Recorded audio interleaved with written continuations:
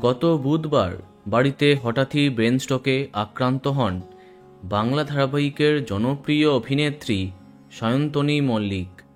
সেদিন সকালে শরীরচর্চা করাকালীন আচমকা দুর্বল লাগতে আরম্ভ করে তার। সঙ্গে সঙ্গে শুয়ে পড়েন তিনি। তড়িঘড়ি কাছের এক বেসরকারি হসপিটালে নিয়ে যান তার স্বামী অভিনেতা ইন্দ্রনীল মল্লিক। সম্প্রতি একটি ভিডিওর মাধ্যমে দেখা যাচ্ছে হসপিটালের বেডে শুয়ে আছেন সায়ন্তনী। তার চোখে মুখে বিষণ্ণতার ছাপ। ধীরে ধীরে সবাইকে ধন্যবাদ জানিয়েছেন। স্বামীকে উদ্দেশ্য করে বলতে শোনা যায়, ও সেদিন না থাকলে আমি বাঁচতাম না। ঈশ্বরকে ধন্যবাদ। কিন্তু এখন কেমন আছেন তিনি?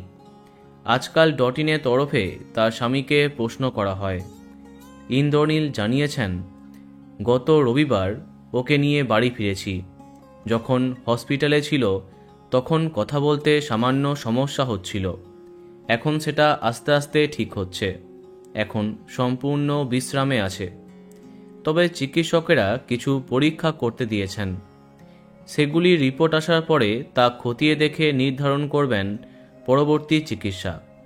এরপরে তাদের অনুরাগীদের অনেক ধন্যবাদ দিলেন, যারা এই কঠিন সময়ে তাদের পাশে ছিলেন। আপনি দ্রুত সুস্থ হয়ে উঠুন, এটাই একমাত্র প্রার্থনা।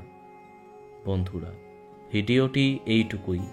বাংলা বিনোদনের অন্যান্য খবর পেতে সাবস্ক্রাইব কারেন্ট পজ। ধন্যবাদ।